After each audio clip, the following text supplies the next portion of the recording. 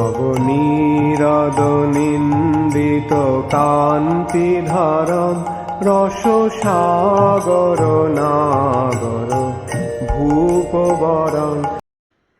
हरे कृष्णा, दंडवत प्रणाम। हम लोग श्रीमद् भागवतम के द्वितीय अध्याय में हैं। छठा अध्याय चल रहा है। आज हम लोग श्लोक संख्या 26 से कंटिन्यू करेंगे, 26 से 31 तक करेंगे। 26 नंबर श्लोक। नामधेयानि मंत्रश्च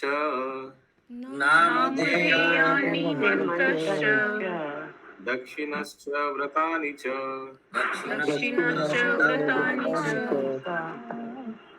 देवतानुक्रमा कल्पा संकल्पस्तंत्रमेव च।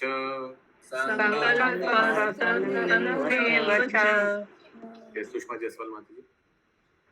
हरे कृष्णा, सभी को दंडवत प्रणाम। अनुवाद। यज्ञ की अन्य आवश्यकताओं में देवताओं का विभिन्न नामों से विशिष्ट मंत्रों तथा दक्षिणा के व्रतों द्वारा आह्वान सम्मिलित है। ये आह्वान विशिष्ट प्रयोजन से तथा विशिष्ट विधियों द्वारा विशेष शास्त्र के अनुसार होना चाहिए। पिछले श्लोक में हमने देखा कि यज्ञ के लिए क्या क्या सामग्री चाहिए। अभी इस श्लोक में कौन बता रहे हैं? ब्रह्मा जी नारद मुनि को बता रहे हैं, करेक्ट जी। अदर नेसेसिटीज इंक्लूड और क्या क्या दरकार है यज्ञ के लिए। Invoking the different names of the demigods by specific hymns. अलग अलग देवी देवता को अलग अलग नाम से इन्वोक यानी बुलाना। And vows of recompense. अलग अलग देवी देवता को प्रसन्न करने के लिए अलग अलग पद्धति है, वाव है, अलग अलग व्रत है। In accordance with the particular scriptures, अलग अलग शास्त्र के अनुसार। फॉर स्पेसिफिक पर्पस, हर एक देवी देवता को एक पर्टिकुलर पर्पस के लिए उन लोग को आह्वान किया जाता है। एंड बाय स्पेसिफिक प्रोसेस, उनको प्रसन्न करने का तरीका भी अलग अलग है। तात्पर्य यज्ञ करने की पूरी विधि साकाम कर्म के अंतर्गत आती है और ऐसे कार्यकलाप अत्यंत वैज्ञानिक होते हैं। हरे कृष्ण।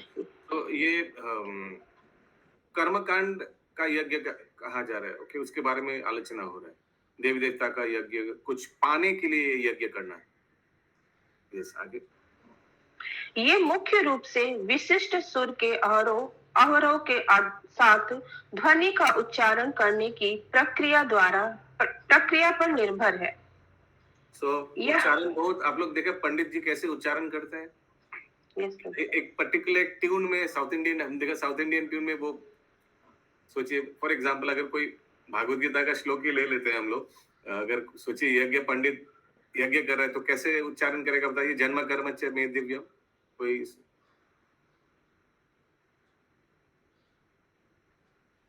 ट्राई करना चाहेंगे? आप समझ सकते वो वैसे ट्यून जन्म कर्म। यस यस पंडित जी, ये कोई अब इस्कॉन का धुन पंडित जी वाला ही धुन याद नहीं रहता। हाँ, तो वैसे आपको मालूम है ना, वो वैसे थोड़ा वैसे कैसे पंडित जी लोग, वो एक्सपर्ट है। वो हम लोग को जब बलराम गोविंद प्रभु ट्रेनिंग दे रहा था यज्ञ के लिए, तो उस समय बलराम गोविंद प्रभु का उच्चारण एकदम कितना अच्छा है। वो एकदम वो यज्ञ ब्राह्मण जैसे उच्चारण करते हैं मंत्रों का।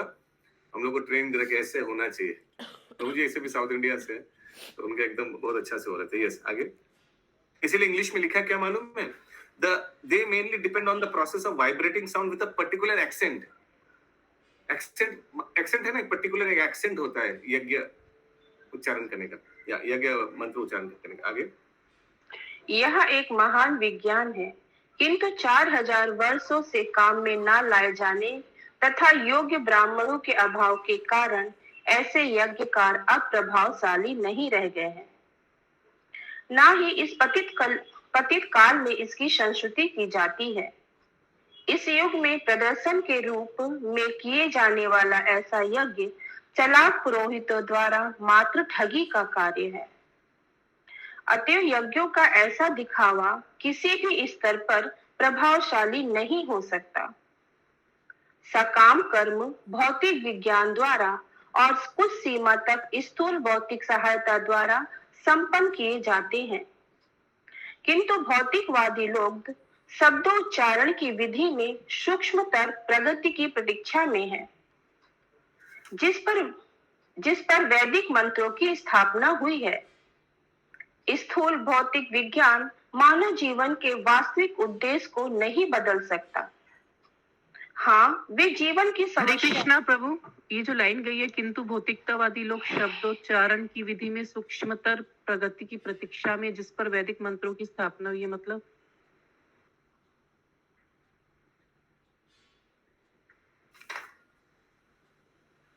फिर से वो लाइन पढ़िए, मैं थोड़ा दूसरा कुछ देख रहा था। या किंतु भौतिकतावादी लोग शब्दोच्चारण की विधि में सूक्ष्मतर प्रगति की प्रतीक्षा में है, जिस पर वैदिक मंत्रों की स्थापना हुई है। मिला। Fruitive actions is being carried out only by the help of material science and to a little extent by gross material help. But the materialist awaits some still more subtle advancement in the process of vibrating sound on which the Vedic hymns are established. But such a show of sacrifice cannot be effective at any stage. Fruitive action is being carried out by the help of material science. ये कर्म कांड जो कर रहा है, ये कुछ प्राप्ति करने के लिए करता है, और कभी कभी वो फल मिलता नहीं है। क्यों? क्योंकि जैसे विधि विधान के अनुसार करना चाहिए, मंत्रोच्चारण करना चाहिए, fruitive actions are being carried out by the help of material science and to a little extent by gross material help. और जो सामग्री चाहिए वो शुद्ध नहीं है, वो जैसा चाहिए वैसा नहीं है। But the materialists await a still more subtle advancement in the process of vibrating sound on which the Vedic hymns are established. But the materialists await a still more subtle advancement in the process of vibrating sounds. फिर से माता जी हिंदी में क्या लिखा है? किंतु भौतिकतावादी लोग शब्दोच्चारण की विधि में सूक्ष्मतर प्रगति की प्रतीक्षा में है, जिस पर वैदिक मंत्रों की स्थापना हुई है। हमको ये समझ में आ रहा है कि क्योंकि उन लोग फिर भी ये जो कर्म कांड करता है इसके लिए थोड़ा प्रगति होता है, क्योंकि उन लोग वैदिक मंत्र का उच्चारण करा रहे हैं, उनके ऊपर डिपेंड कर रहे हैं, तो इसमें थोड़ा कुछ उन लोग को भौतिक लाभ होता है। This is what I can gather. Anybody else wants to comment? क्या समझ में आ रहा है आपको? यही लिखा हुआ है कि थोड़ी सी प्रगति होती है, बहुत कम। हाँ, इंग्लिश में लिखा है but the materialist await a still more subtle advancement. Subtle माने बहुत क्षणिक, बहुत कम प्रगति in the process of vibrating sound, क्योंकि ये वैदिक मंत्रों का उच्चारण हो रहा है ना घर में, तो कहीं भी कर रहा है, तो इसलिए थोड़ा बहुत फायदा होता है। आगे হরে কৃষ্ণ প্রভু, বাংলায় লেখা আছে সূক্ষ্মতর প্রগতির প্রতীক্ষা করছে, সূক্ষ্মতর প্রগতির প্রতীক্ষা করছে। আপনি যে কথাটা বললেন, হ্যাঁ সেটাই বলতে চাই। আমার এটা মনে হচ্ছে সূক্ষ্মতর প্রগতি মানে জাগতিক প্রগতি, মানে এগুলো করে যে জিনিসগুলো চায়, যার জন্য করছে, সেগুলোর জন্য প্রতীক্ষা করছে। আচ্ছা, আজ এই যোগ্যটা করে হয়তো আমি একটা একটু ধন সম্পদ পাবো, ওটার জন্য অপেক্ষায় আছে। आगे ठीक है प्रभु। हरे कृष्ण। हरे कृष्ण। वे जीवन की समस्याओं को हल किए बिना कृत्रिम आवश्यकताओं में वृद्धि अवश्य कर सकते हैं। हाँ, देखिए एकदम सही बोला मैंने, ये अगला लाइन से पता चल रहा है। जो मेन आवश्यकता है उसका पीछे नहीं, वो छोटा छोटा जो मिलेगा उसको, उसके पीछे ही वो पड़ा हुआ है। जो मेन आवश्यकता क्या है जीव का? भक्ति, भगवत भक्ति, जिसके लिए उसको भेजा गया है कि फिर से जाओ, भक्ति करके भक्त बन के वापस आओ भगवान के धाम। आगे फलतः भौतिकवादी जीवन शैली त्रुटिपूर्ण मानव सभ्यता की ओर ले जाती है। चूंकि जीवन का परम उद्देश्य आध्यात्मिक अनुभूति है, अतएव जैसा कि ऊपर कहा जा चुका है कि श्री भगवान पवित्र नाम के आह्वान की प्रत्यक्ष विधि की भगवान श्री चैतन्य ने संस्तुति की है। आधुनिक युग के लोग इस सरल विधि का लाभ उठा सकते हैं, क्योंकि यह जटिल सामाजिक संरचना की परिस्थिति में अपनाए जाने योग्य है। हरे Krishna. Which is tenable for the conditions of complicated social structure। इतना complicated जो मंत्रोच्चारण करने का ये जो यज्ञ अनुष्ठान, इसका जो इतना कॉम्प्लिकेशन है, सामग्री और पद्धति और उपयुक्त ब्राह्मण, ये सबसे तो हरे कृष्ण महामंत्र जप करना बहुत इजी है ना? कुछ खर्चा भी नहीं होता है, सबसे बड़े तो ये अच्छा है। हरे कृष्णा प्रभु जी। हरे कृष्णा। हरे कृष्णा। प्रभु जी हम लोग जैसे कभी कभी पूर्णमासी को सत्यनारायण भगवान का कथा घर में करते हैं, तो लास्ट में जो हवन होता है उसका कोई मतलब नहीं रहा तब इसके हिसाब से नहीं, अगर कोई कर कोई सकता फायदा है नहीं मिलेगा। कोई कर सकता है तो ठीक है, वो ऐसे भी नहीं, जो जो ब्राह्मण आते वही ना करते हैं, वही हवन करवाते हैं लास्ट में। अच्छा, और प्रभु जी जो साकला वगैरह रहता है तो असली नहीं रहता है, जो आरा मशीन पर सब लकड़ी चीरते हैं ना, तो उसका जो बुरादा मिलता है उसको सब भर के बेचते हैं बाजार में, लेबिल लेबिल लगा के साकला की जगह। हर एक चीज में वो 2 नंबरी सब मिलावट है प्रभु जी, हाँ सब मिलावट है। तो वही उसीलिए श्रील प्रभुपाद आगे लिखा है, जस्ट एक दिखावा जैसा हो गया यज्ञ करना। अभी अभी हम लोग ने पढ़ा, एक सेकंड मैं बता रहा हूँ।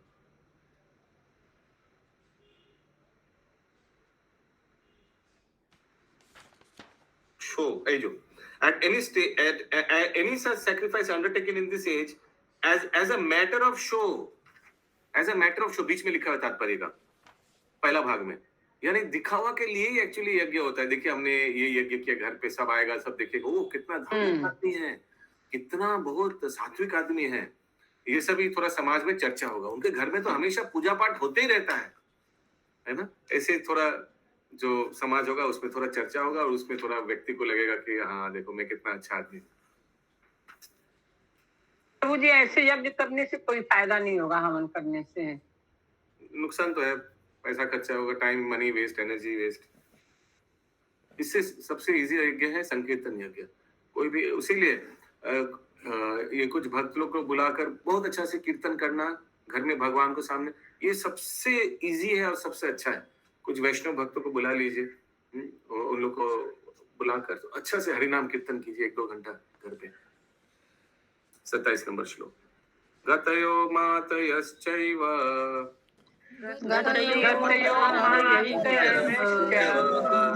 जयश्चित्तं समर्पणम्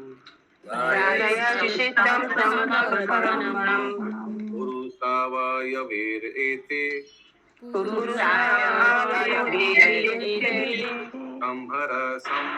माया।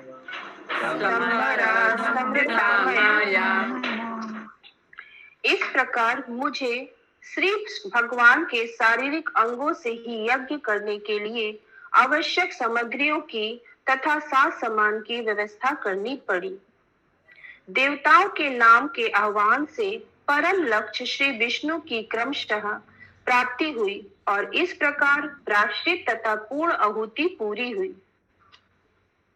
Thus, I had to arrange all these necessary ingredients and paraphernalia of sacrifice for the personal bodily parts from the person of the Lord.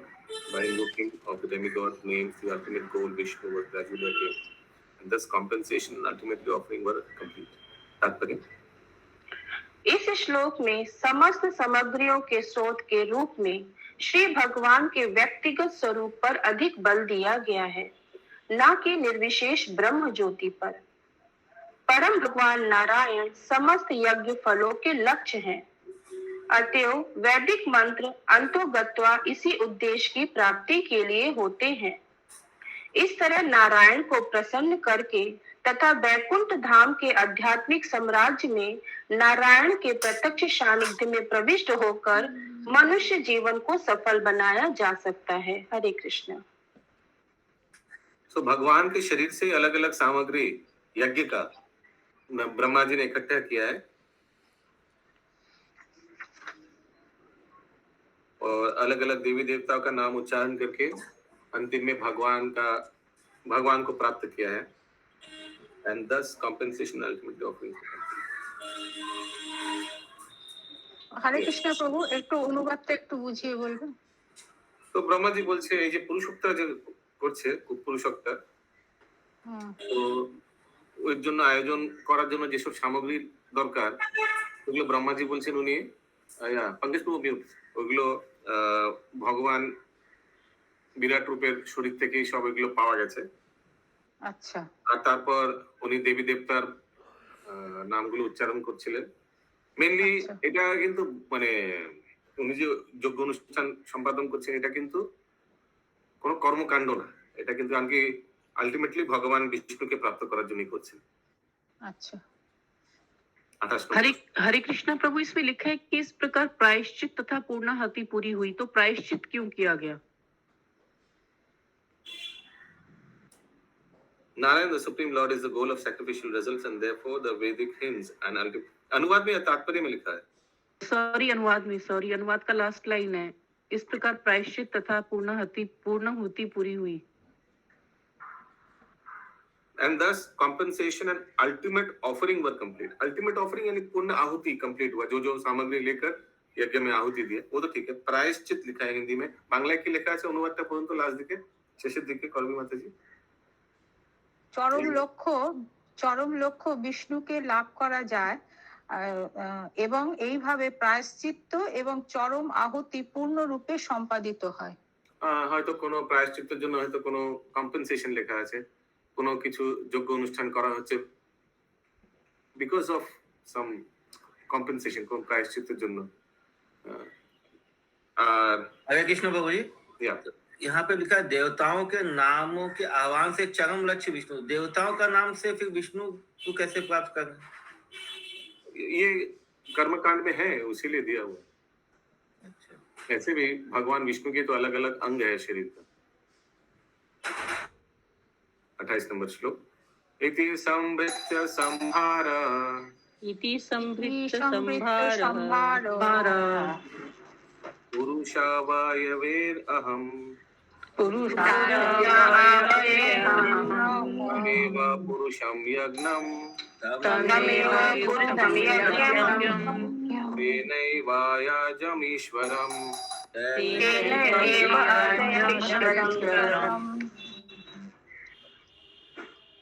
अनुवाद. इस प्रकार मैंने यज्ञ के भोक्ता परमेश्वर के शरीर के अंगों से यज्ञ के लिए समस्त सामग्री तथा साज सामान उत्पन्न किए और श्री भगवान को प्रसन्न करने के लिए मैंने यज्ञ संपन्न किया. और एक बार माता जी. इस प्रकार मैंने यज्ञ के भोक्ता परमेश्वर के शरीर के अंगों से यज्ञ के लिए समस्त सामग्री तथा साज सामान उत्पन्न किए और श्री भगवान को प्रसन्न करने के लिए मैंने यज्ञ संपन्न किया. तात्पर्य. सामान्य लोग सदैव मन की शांति या विश्व शांति के लिए चिंतित रहते हैं, किंतु वे यह नहीं जान पाते कि विश्व शांति का ऐसा कोई मानक किस तरह प्राप्त किया जाए. ऐसी विश्व शांति यज्ञ तथा तप द्वारा प्राप्त की जा सकती है. श्रीमद् भगवद गीता अध्याय 5 श्लोक 29 में निम्नलिखित सूत्र दिया गया है. भोक्ता राम यज्ञ तपसाम सर्वलोक महेश्वरम सुहृद्रम सर्वभूतानाम ज्ञात्वा मां शांतिम रक्षन्ति. कर्मयोगी जानते हैं कि परमेश्वर समस्त यज्ञों के तथा संयमी जीवन के वास्तविक भोक्ता तथा पालक हैं. वे यह भी जानते हैं कि श्री भगवान समस्त लोकों के परम स्वामी हैं तथा समस्त जीवों के वास्तविक मित्र हैं. ऐसा ज्ञान अनन्य भक्तों की संगति के माध्यम से कर्मयोगी को धीरे धीरे श्री भगवान का शुद्ध भक्त बना देता है और इस तरह वे भव बंधन से मुक्त होने में समर्थ होते हैं. हरे कृष्ण. तो श्रील प्रभुपाद बता रहे कि साधारण तो संसार में हम लोग देखते हैं, लोग शांति यज्ञ करते हैं ना, बहुत घर में शांति हो रहा है या बिजनेस में शांति हो रहा है तो इसलिए शांति यज्ञ करते हैं. लेकिन अगर ये ज्ञान होगा ज्ञात्वा माम शांतिम वृक्षति के भगवान भोक्तरम है और भगवान के भजन कीर्तन करने से ऐसे ही शांति प्राप्त हो सकता है.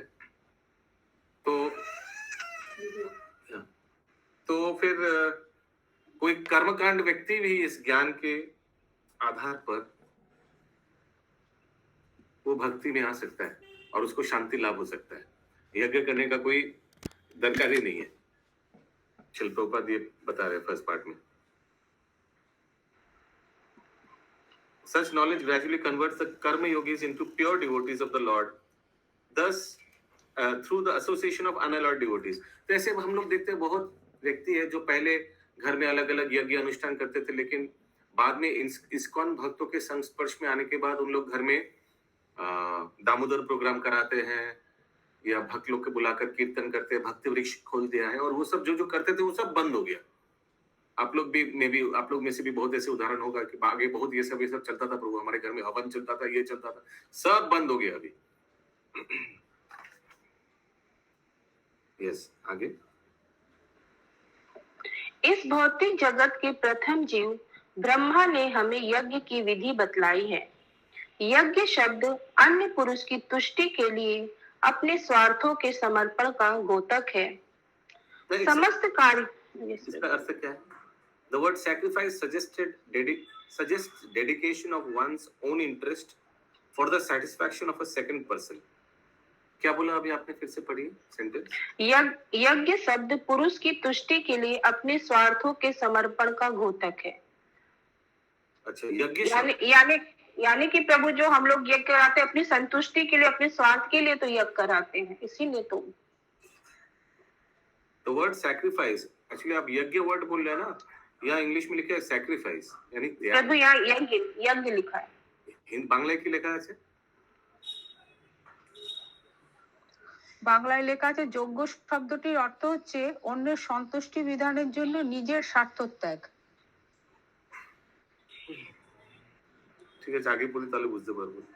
মানে ও এটা মানে হলো টু প্লিজ আদার্স, নিজের কিছু জিনিসটা মানে ত্যাগ করা।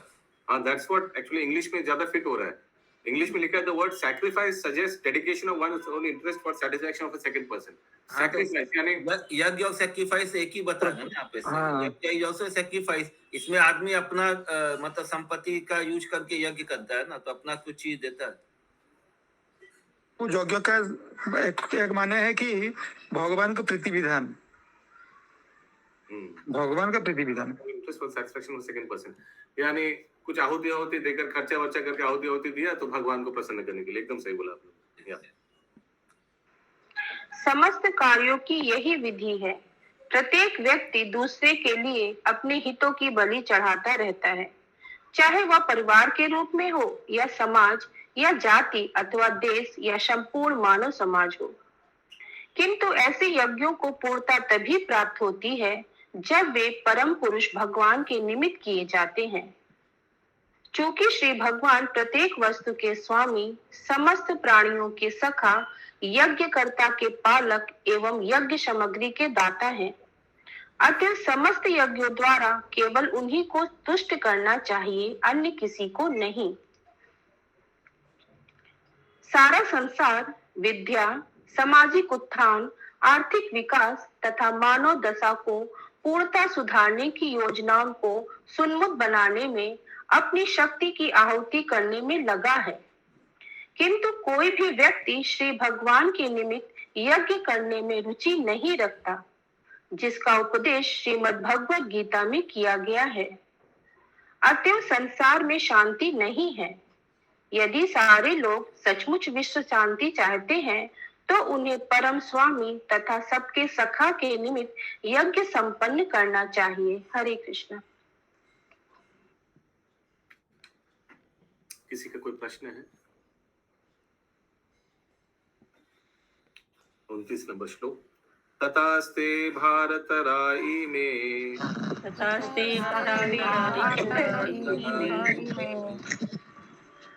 प्रजानां पतयो नमः,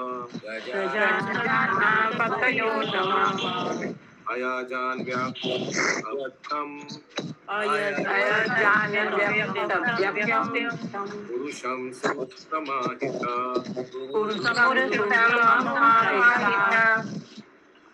हे पुत्र, तत्पश्चात तुम्हारे 9 भाइयों ने, जो प्रजापति हैं, व्यक्त तथा अव्यक्त दोनों प्रकार के पुरुषों को प्रसन्न करने के लिए समुचित अनुष्ठानों सहित यज्ञ संपन्न किया।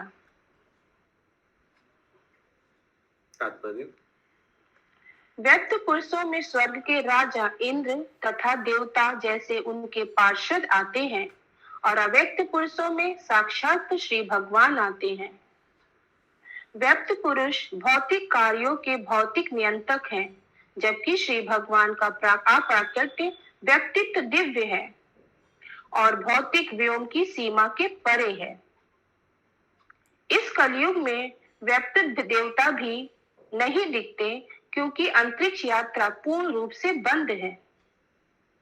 अतएव आधुनिक मनुष्य की बंद की हुई आंखों के लिए शक्तिशाली देवता तथा श्री भगवान दोनों ही अव्यक्त बने हुए हैं। आधुनिक व्यक्ति प्रत्येक वस्तु को अपनी आंखों से देखना चाहते हैं, भले ही वे पर्याप्त रूप से योग्य ना हो। फलस्वरूप वे देवताओं में तथा परमेश्वर के अस्तित्व में विश्वास नहीं करते। उन्हें चाहिए कि वे प्रामाणिक शास्त्रों के पृष्ठों को पलटें और मात्र अपनी अक्षम आंखों पर विश्वास ना करें। आज भी ईश प्रेम रूपी अंजन लगाकर सुयोग्य आंखों से ईश्वर का दर्शन किया जा सकता है। हरे कृष्ण। हरे गोविंद। सुंदर लास्ट सेंटेंस। किसी का कोई प्रश्न है? হরে কৃষ্ণ প্রভু। हरे হরে कृष्ण। কৃষ্ণ। এখানে বলেছে ব্যক্ত পুরুষেরা জড়জাগতিক কাজকর্মের নিয়ন্ত্রক, কিন্তু অব্যক্ত ভগবান জরা প্রকৃতির অতীত অধক্ষজ্জা কলিযুগে ব্যক্ত দেবতাদেরও দেখা যায় না, কেননা অন্তরিক্ষ ভ্রমণ সম্পূর্ণরূপে বন্ধ হয়ে গেছে। কি বলতে চেয়েছে? তো কলিযুগে হয়তো অন্য যুগে অন্তরিক্ষ ভ্রমণ, easy journey to other planets হয়তো ওটা অ্যালাউড ছিল। তো দেবতারা হয়তো আমাদের এখানে আসতেন, দর্শন দিতেন, আমরাও হয়তো ওখানে যেতে পারতাম, কিন্তু কলিযুগে এটা বন্ধ করে দেওয়া হয়েছে। ওই জন্য আমরা কখনো দেব দর্শন পাই না। আপনাদের মধ্যে কে কে দেবতাদের দর্শন করেছেন? হাত ওঠান। কেউ হাত উঠাচ্ছে না। এই জন্যই, কারণ কি যাতায়াত বন্ধ হয়ে গেছে। में दिखाता था ना, कुछ कुछ होता था तो देवता लोग फूल बरसाते थे खड़ा होके पृथ्वी लोग के ऊपर। अभी সব বন্ধ হয়ে গেছে। अब हेलीकॉप्टर से होता है। एक कृष्णा प्रभु अनुवाद में लिखा है कि हे पुत्र तत्पश्चात तुम्हारे भाइयों ने जो प्रजापति साउंड क्लियर नहीं है। अनुवाद में लिखा है अभी भी साउंड क्लियर नहीं है। हाँ, अभी ठीक है। हे पुत्र तत्पश्चात तुम्हारे 9 भाइयों ने जो प्रजापति हैं, तो मतलब जो प्रजापति है वो हमेशा 9 ही रहते हैं, मतलब नहीं। क्या मतलब? तो ये फिर 9 भाई क्यों लिखा बोला गया है? चेंज होते रहते हैं ये। आएगा, आगे आएगा। ये कौन कौन है? फिर नारद मुनि का यानी ब्रह्मा जी और उत्पन्न किया था प्रजापति, क्योंकि उनको सृष्टि का भार दिया था ना 84 लाख योनि का, तो उन्होंने प्रजापतियों को उत्पन्न किया। तो सब आएगा आगे कैसे क्रिएशन टुक प्लेस। 30 नंबर श्लोक। ततश्च मानवा काले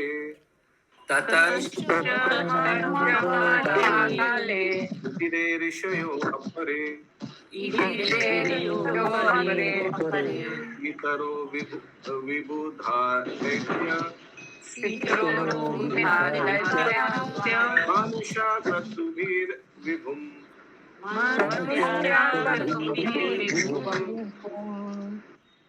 तत्पश्चात मनुष्यों के पिताओं अर्थात मनुओं, महर्षियों, पितरों, विद्वान पंडितों, दैत्यों तथा मनुष्यों ने परमेश्वर को प्रसन्न करने के निमित्त यज्ञ संपन्न किए। दैत्य देवताओं के भक्त होते हैं क्योंकि वे उनसे अधिकाधिक भौतिक सुविधाएं हासिल करना चाहते हैं, किंतु श्री भगवान के भक्त एक निष्ठ होते हैं, अर्थात वे श्री भगवान की भक्तिमय सेवा में पूर्ण रूप से तल्लीन रहते हैं। अतः उनके पास भौतिक सुविधाएं मांगने के लिए थोड़ा सा भी समय नहीं रहता। अपनी आध्यात्मिक पहचान की अनुभूति होने के कारण वे भौतिक सुविधाओं की तुलना में आध्यात्मिक उत्थान की अधिक चिंता करते हैं। हरे कृष्ण। तो अगर हम लोग कुछ भौतिक सुविधाएं आशाएं रखते हैं तो हम लोग भी दैत्य से कम नहीं है। हरे कृष्ण प्रभु जी।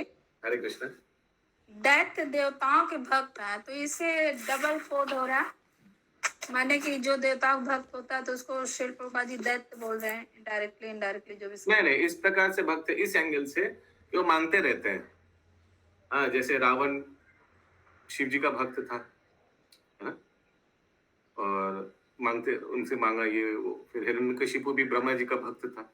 भक्त माने जस्ट अपना कार्य के लिए। नहीं लिखा कि दैत्य भी देवताओं के भक्त होते हैं, मनुष्य और दैत्य, यहाँ लिखा दैत्य देवताओं के भक्त होते हैं।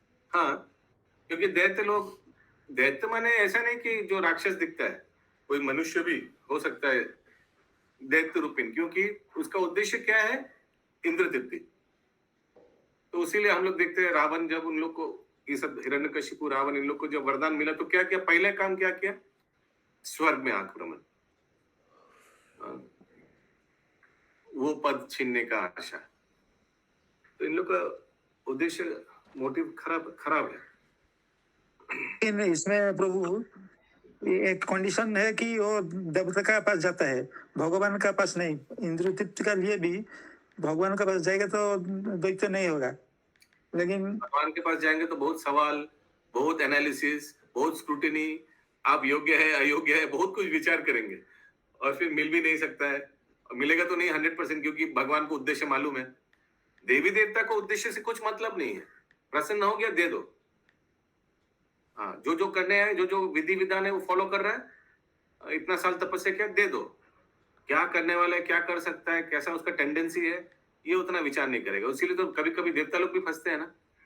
शिव जी भी किसी को भस्म करने का आशीर्वाद दे दिया, फिर वो भस्मासुर को प्रभु जी, फिर उसने क्या किया? सबसे पहले शिव जी को ही आक्रमण किया जी।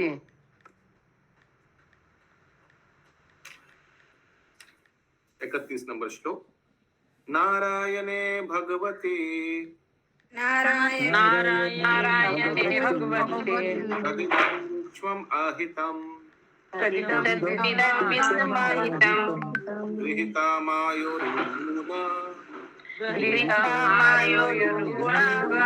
गर्गद अगुना स्वतः।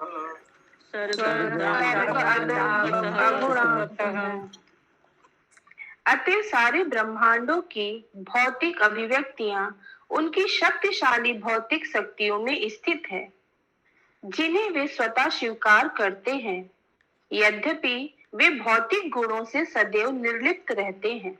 और एक बार, अतः सारे ब्रह्मांडों की भौतिक अभिव्यक्तियां उनकी शक्तिशाली भौतिक शक्तियों में स्थित है, जिन्हें वे स्वतः स्वीकार करते हैं। यद्यपि वे भौतिक गुणों से सदैव निर्लिप्त रहते हैं। तात्पर्य, इस तरह श्री नारद मुनि ने ब्रह्मा से भौतिक सृष्टि के पालन के विषय में जो प्रश्न पूछा था, उसका उत्तर मिल जाता है। भौतिक विज्ञानी जिस रूप में ऊपर से भौतिक क्रियाओं तथा प्रतिक्रियाओं का अवलोकन कर सकता है, वे वास्तव में सृजन, पालन तथा संहार के संबंध में अंतिम शक्ति नहीं होती। भौतिक शक्ति श्री भगवान की शक्ति है, जो यथा समय पर सतो, रजो तथा तमो गुण को स्वीकार करते हुए श्री विष्णु, ब्रह्मा तथा शिव के रूप में प्रदर्शित की जाती है। इस तरह भौतिक शक्ति श्री भगवान के पूर्ण नियंत्रण में कार्य करती है। यद्यपि वे ऐसे भौतिक कार्यकलापों से सदा परे रहने वाले हैं। हरे कृष्णा प्रभु जी।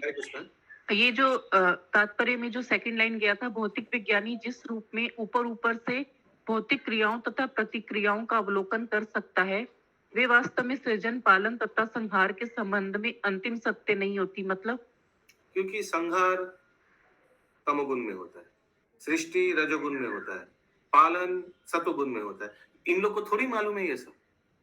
ये तो ऊपर देखता है, अरे विस्फोट हो गया, अभी सब खत्म, बिग बैंग थ्योरी, अभी विस्फोट हुआ, सब अभी सृष्टि हो गया। इन लोग ऊपर ही अपना दिमाग लगाता है। इन लोग का अंदर एक्चुअली क्या है, क्या कहां से क्या रिलेटेड है, कुछ मालूम नहीं। आगे